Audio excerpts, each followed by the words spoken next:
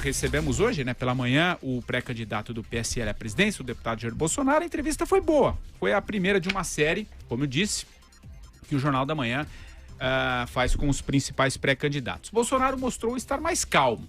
Questionado sobre as críticas de Ciro Gomes, que o chamou de fascista, o parlamentar disse apenas que o ministro usa seu nome para ganhar as manchetes. Não xingou nem atacou o adversário.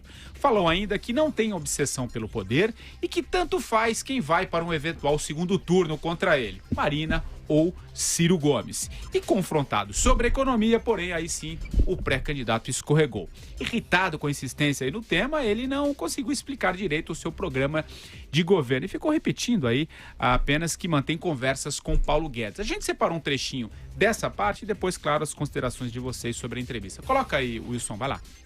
Quem vai administrar um país vai ser um presidente e seus ministros. Sim.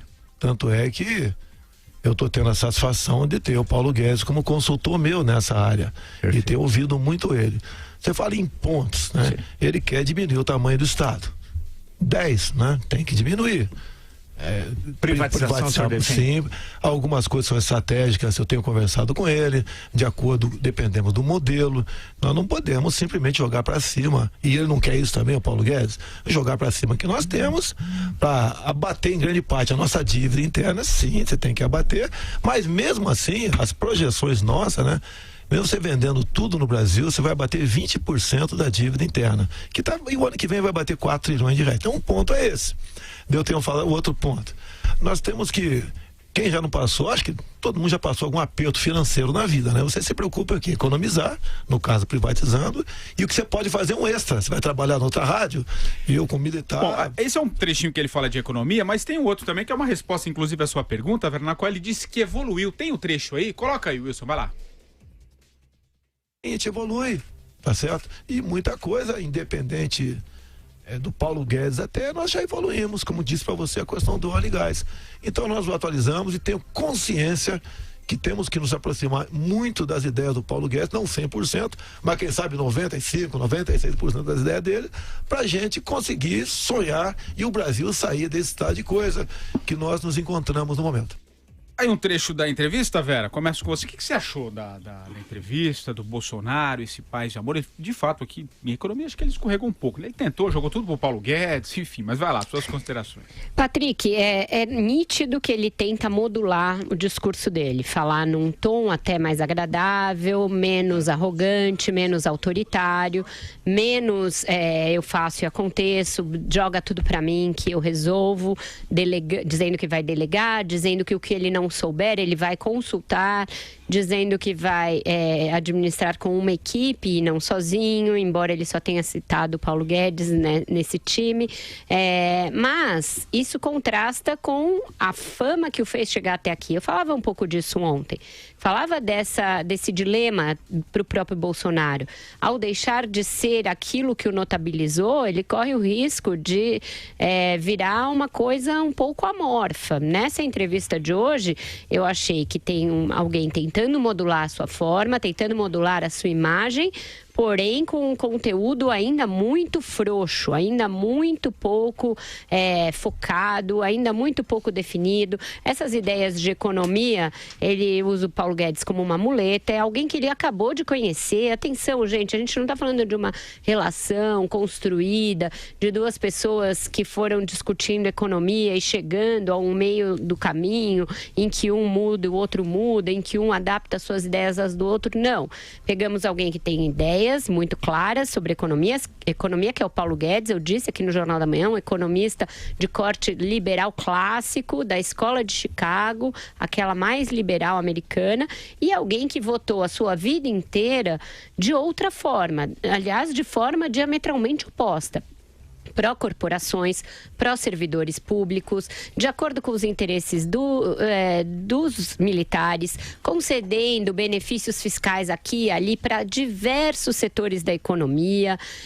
Esses eram os projetos do Bolsonaro na área econômica, contra privatizações, contra a abertura do setor de óleo e gás, esse em que ele diz que evoluiu. É claro que as pessoas evoluem, é claro que décadas de atuação parlamentar vão mudando o discurso da pessoa, mas isso não aconteceu aconteceu de uma forma gradual e explicada, no caso do deputado Jair Bolsonaro. Aconteceu recentemente, quando ele já era pré-candidato à presidência. É preciso que as pessoas, mesmo aquelas que pretendem votar no Bolsonaro, tenham isso em mente de uma maneira muito clara. Não se fala de alguém que foi tendo uma conversão liberal ao longo dos anos. Se fala de alguém que no mandato atual, o último mandato da Dilma, o primeiro, ainda votava com o PT em muitas questões, ainda votava com a política da nova matriz econômica, concedendo benefícios fiscais aqui e ali. Mudou quando a Dilma começou a cair em desgraça. As votações do Bolsonaro, historicamente, são muito próximas do PT em matéria econômica. Então é por isso que não para muito em pé esse discurso liberal dele. E isso fica muito claro quando a gente tenta descer a detalhes de reforma da Previdência, de privatizações, ele vai até um pedaço. Aí ele ainda tem que estudar, vai ser mais gradual, vai ser aos poucos. Todas muletas de quem não tem um programa definido ainda. Aliás, a todo momento ele tentava trazer o PT, né, para esse confronto, enfim.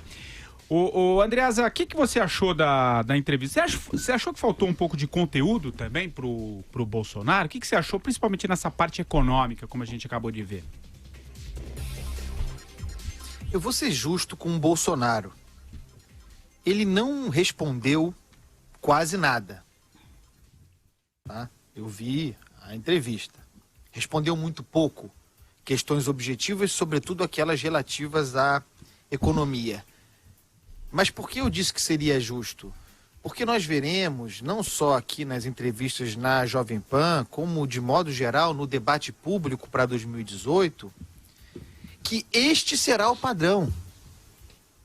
O Bolsonaro não será a exceção. Os candidatos, de modo geral, com exceções ainda a serem identificadas, porque não há, farão discursos genéricos, se negarão ao debate programático que o Marcelo Madureira cobra diariamente aqui. É verdade que eleições, geralmente no Brasil, são pouco programáticos, mas para mim está muito claro que essa será ainda menos.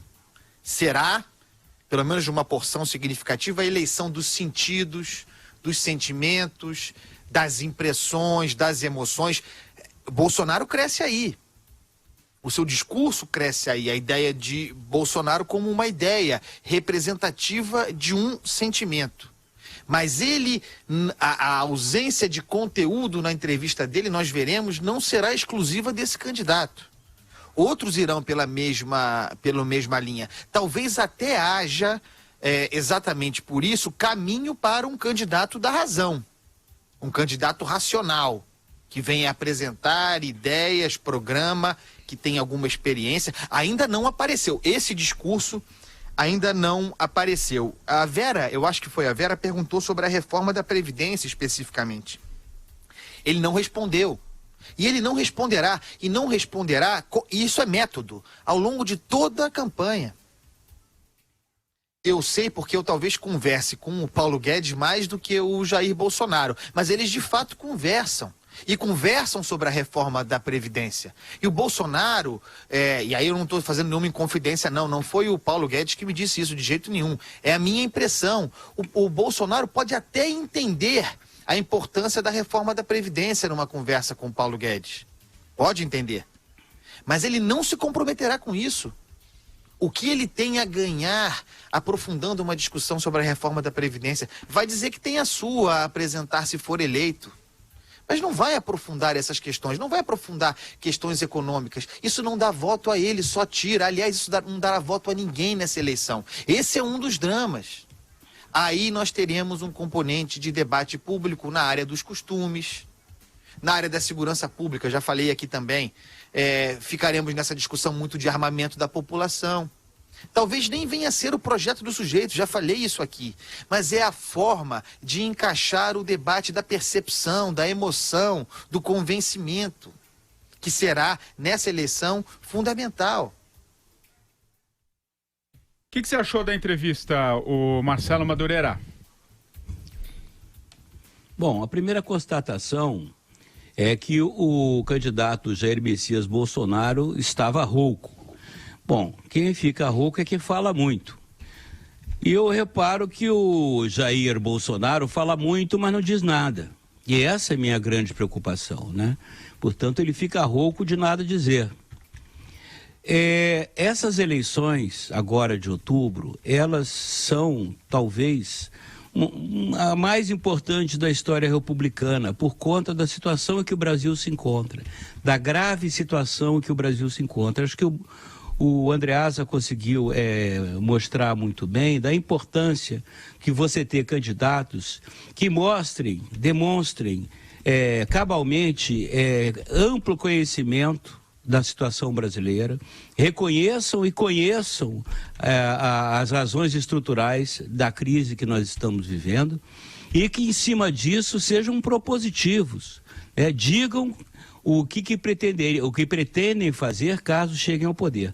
No caso do Bolsonaro, eu identifiquei essa entrevista dele, me deu um insight, né, que tem um paralelismo muito grande com a do Lula, com as candidaturas do Lula, quando foi candidato. Quando o sujeito vê a perspectiva do poder e vem de um partido pequeno e vem de uma trajetória legislativa, como a Vera mostrou muito bem, no mínimo ambígua, ou baseado em... Ele nunca foi um grande transformador, ele nunca veio com propostas exatamente liberais, ou seja, ele seria um legislador menor, né? Então, o que deixa claro é que o Bolsonaro, ele não tem, assim como o Lula não tinha, estofo, capacidade para ser presidente da República, né? O Lula não precisa nem dizer, basta você ver a situação que nós estamos. O Lula não tem, para você ser presidente de qualquer país, ainda mais do Brasil, que é um país extremamente complexo, você tem que ter um enorme preparo, né? Você não pode em nenhum momento desprezar a educação formal, o estudo, o preparo, né? São pré-requisitos mínimos. O fato do camarada ser capitão do Exército, né, ter cursado a AMAN, ou ser operário cursado o Senai, não dá credencial nenhuma para o sujeito ser presidente. É por isso que você vê, o camarada não tem proposta, porque é o poder pelo poder. É a perspectiva do poder que move a candidatura. Não existe nada de concreto, né? E o que tem de concreto não é sensato, né? Como, por exemplo, ele deu em outra declaração, não hoje, né, que ele indicaria o astronauta Marcos Pontes, né, o pseudo-astronauta brasileiro, porque não foi astronauta, foi como eu poderia ter ido, basta você pagar e vai. Ele não participou de programa científico nenhum, né? Mas o Marcos Pontes seria o ministro da Ciência e Tecnologia, né? Afora do seu passado militar, né, que Marcos Pontes, antes de viajar para o espaço, ele era militar da aeronáutica. Assim que voltou, deu um pontapé na aeronáutica para ganhar dinheiro como popstar, ex-astronauta, entre aspas. Então, para você ver, né, quem seriam as companhias do Bolsonaro, que disse na entrevista que o presidente não governa sozinho, governa com o seu ministério. Com o ministério de pessoas despreparadas, você vê, né, em que situação que a gente vai encontrar o Brasil. Quer dizer, a gente não vai sair do buraco mesmo, né? Então, falando de uma maneira mais ampla, essa entrevista do Bolsonaro, para mim, foi bastante reveladora, né? Porque mostra pro eleitor cuidadoso, para aqueles que não são fundamentalistas, né? Aqueles bolsonaristas que são Bolsonaro, porque não tem nenhum argumento, a não ser o melhor já ir se acostumando, e vai doer menos, e coisa que o valha, que isso não é argumento, né? Para qualquer eleitor consciente, qualquer eleitor equilibrado, você vê que o Jair Messias Bolsonaro é um candidato fraco. Em termos absolutos, é um candidato fraco, com pouco preparo para ocupar a presidência da República, ainda mais da República Brasileira na situação que se encontra. Obrigado pela entrevista. Tá, vamos seguir para um ponto trecho? Ou outro trecho, tá, acho que sim. Bom, então teve um outro momento também que o Bolsonaro foi confrontado. O Madu falou de uma declaração nessa semana também, uma declaração que foi dada por ele mesmo na última segunda-feira. Ao falar sobre a qualidade da educação no Brasil, ele disse que utilizaria um lança-chamas para limpar a influência de Paulo Freire no setor. Questionado se lança-chamas era um termo muito forte, ele disse que se trata de força de expressão. A gente separou um trechinho do que ele disse. Coloca aí, o André. O PT ficou 13 anos no governo. Você vê as provas do PISA, né? O que acontece? A qualidade da educação nossa caiu. E eles dobraram recursos. Ok? E basicamente a filosofia que impera lá é a do Paulo Freire. É isso que eu falei. Temos que tirar essa influência do Paulo Freire Educação e falei lança-chamas. Qual o problema? Qual o problema? Lança-chamas é uma arma de guerra. Deputado, é uma arma de guerra. Não, a expressão... Deputado, o senhor é um candidato à presidência. Qualquer expressão que o senhor usar daqui por diante é uma expressão de um candidato à presidência. A não ser que o senhor diga que está falando entre aspas, etc. Deputado, mas não, de verdade. Viera dando lição no Bolsonaro aí. Passar o trator em cima. Você quer passar o trator em cima de alguém? No Congresso, a coisa que mais se fala, vamos tratorar. Aí é o velho Bolsonaro, né? E é um Bolsonaro, Patrick, que para ter esse discurso precisa necessariamente do PT como antípoda. Ele precisa do PT como contraponto, porque senão esse discurso ele fica como uma cadeira que precisa de um calço. Fica bambo. Você tira o PT da equação do Bolsonaro, sobra muito pouco. Sobra muito pouco para justificar quem o apoia, porque o apoia por ser o anti-Lula e o anti-PT, e sobra muito pouco do próprio discurso dele. Você veja, o MEC, há 2 anos, está sob a alçada do DEM. O Mendonça Filho chegou lá e promoveu uma reforma do ensino médio. Portanto, tirou ali esse ranço de esquerda que havia, fez uma reforma do ensino médio que mudou o ensino médio, mudou o Enem, mudou muita coisa ali dentro, e o Bolsonaro ainda está fazendo um discurso que valeria para o MEC da Dilma. Lança-chamas é retórico? Pode ser. Lança-chamas faz sucesso com o público dele, é lógico que ele não vai entrar com lança-chamas no MEC, é óbvio. Mas é um discurso que está deslocado no tempo. Não tem o PT, ainda que a esquerda, claro, tenha um predomínio na educação, tenha predomínio nas universidades, etc.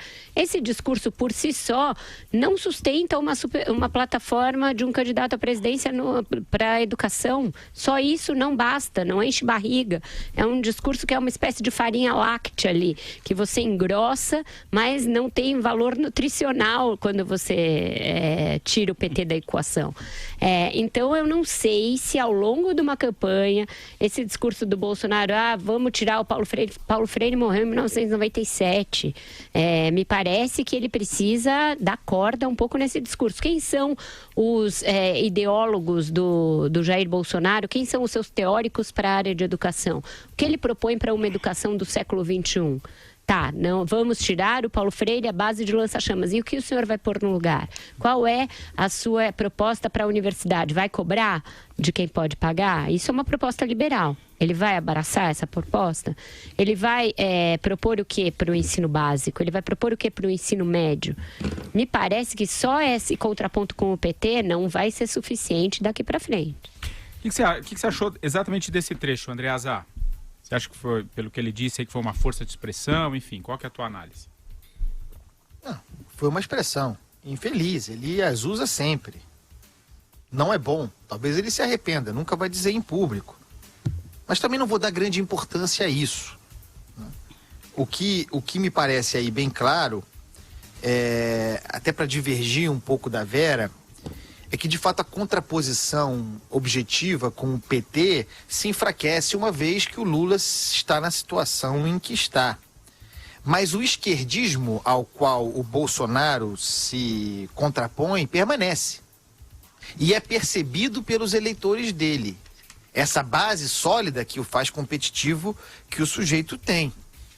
Esses dirão, e não de todo sem razão, que o Paulo Freire pode ter morrido há 30 anos, mas permanece a principal influência, a meu ver, nociva, no sistema educacional brasileiro. E esse discurso encaixa, porque as pessoas percebem que a educação no Brasil é doutrinada.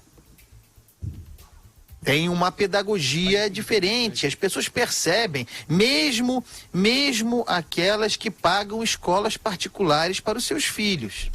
Esse é um ponto objetivo que as pessoas percebem e contra a qual reagem, tá? E aí eu volto à questão fundamental dessa entrevista para mim, e que será de todos os candidatos. uns mais, outros menos. Ninguém vai propor nada.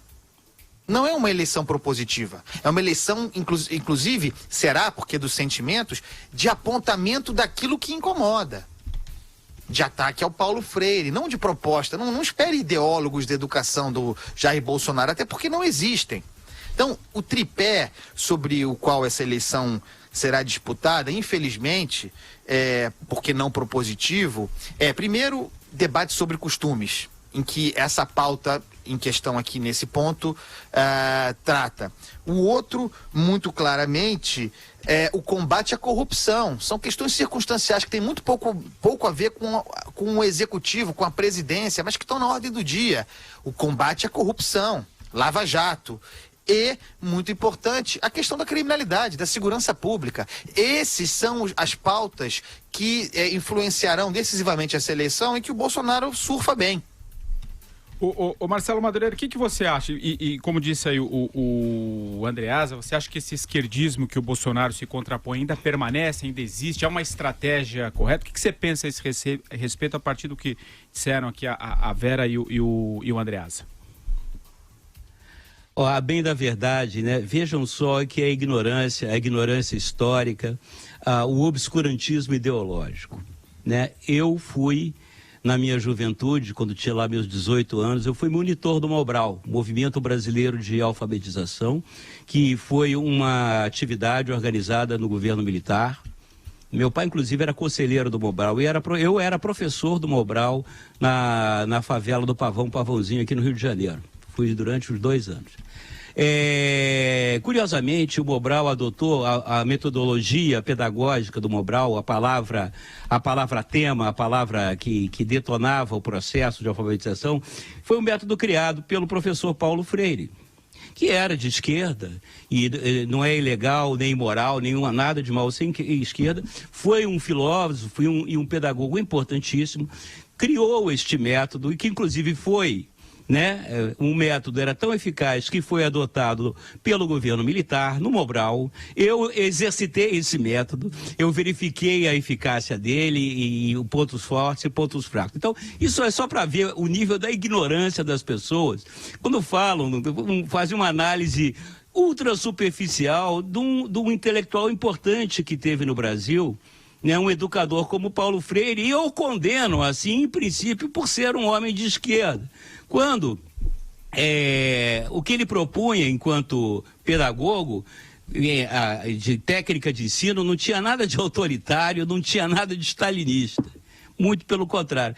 Então isso aí, para mim, já encerra esse debate, de um bando de ignorantes, bolsonaristas ou não, que ficam falando bobagem sem se dar o trabalho de entender, pesquisar quem foi e quem não foi. Eu sou testemunha do trabalho que até o Mobral, você veja que coisa curiosa. Eu, na época, já era comunista, trabalhei no Mobral, que era um instrumento do governo militar, ajudando a alfabetizar as pessoas pobres. E fiz um trabalho que foi uma contribuição e achei altamente positivo. Então, meus amigos, vocês, fundamentalistas de esquerda e de direita, verifiquem que, infelizmente, a vida... A política, tudo é muito mais complexo do que vocês gostariam, que vocês possam entender. A vida, a política, é cercada de sutilezas, complexidades, e que, por isso mesmo, faz da atividade, dessa experiência de viver uma coisa interessantíssima. Esse radicalismo, desculpe a palavra babaca, é só ignorância no seu estado mais bruto. Isso serve para a esquerda como serve para a direita. Encerramos aqui, Bolsonaro. Vamos... Acho que só na questão da política ainda fica muito claro, Patrick, que ele ainda não resolve a equação de como ele vai governar, com que Congresso ele vai governar. Ele falou que ele tem um grupo de 50 deputados com ele. Isso aí não é suficiente para aprovar nem nome de rua, nem nome de praça. Sejamos claros. Eu perguntei para ele quem vai ser seu vice. Ele disse que sonha com o senador Magno Malta. Eu falei, já como são negociações com o PR? Não falei com o Valdemar Costa Neto. Eu falei, mas o senhor vai precisar falar, porque é ele quem manda no PR. Não é uma questão de que tem que passar por ele. Ele manda, ele tem a chave do PR. É ele que abre e fecha a porta. O Magno Malta não manda nada lá. O Bolsonaro sabe disso. Seus seguidores podem não saber, podem ficar pensando nessa chapa super midiática entre Bolsonaro e Magno Malta. Mas atenção, senhores, se o senhor Valdemar da Costa Neto, que foi condenado no mensalão, não bater o carimbo e não aprovar, não existe essa chapa. O deputado Jair Bolsonaro sabe disso. Eu perguntei isso para ele, o senhor sabe quem manda? Ele falou, eu sei, mas se precisar conversar, eu vou conversar, não tem problema, já conversei com o Roberto Jefferson, meio tirando o assunto da pauta, mas ele sabe com quem ele vai ter de fechar o negócio. Não é com o Magno Malta. Ele sabe que ele não governa com esses 50, que não vai ser assim, eu vou chamar esses e vou falar, é aqui esse projeto, eu vou chamar aqueles e vou falar que não funciona desta maneira.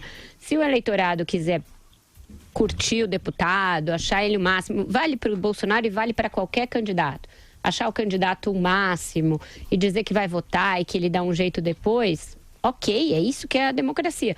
Porém, tem de saber que lá na frente vai haver um problema contratado. Houve já com outros presidentes, não é inédito. A história está aí para quem quiser ler, para quem quiser entender.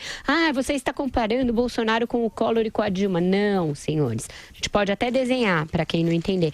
Estou comparando a situação. Quem não tem maioria no parlamento não se estabelece. Maioria no parlamento não se faz dessa maneira varejo que o Bolsonaro propõe. É simples assim.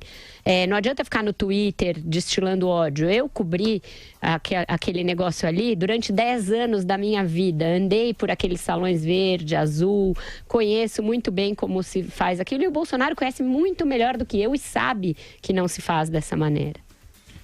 Quer falar alguma coisa, Andreasa? Tem, Patrick. E tem um momento anterior a esse, caso o Bolsonaro seja eleito, conforme disse muito bem a Vera. O discurso político eleitoral dele é influente, está dado e encaixado, com base naqueles pilares de que eu tratei aqui. A questão agora muito clara é, esse discurso, essa base terá força, será mesmo antifrágil para enfrentar a força da máquina, da estrutura, do establishment que vem para moê-lo, com a pretensão de moê-lo quando a campanha começar? Não me parece que esteja claro de que maneira a máquina vai desconstruir o sujeito. Estão testando as possibilidades, mas a pressão virá. Resistirá ou não? Esse é o ponto futuro que nós veremos quando a campanha começar. E só lembrando, né, que a série de entrevistas aqui dos pré-candidatos ao Jornal da Manhã da Jovem Pan continua amanhã. Vamos receber aqui no estúdio o candidato do PSOL, Guilherme Boulos, e claro, aí no 3 em 1 mais à tarde, vamos repercutir também.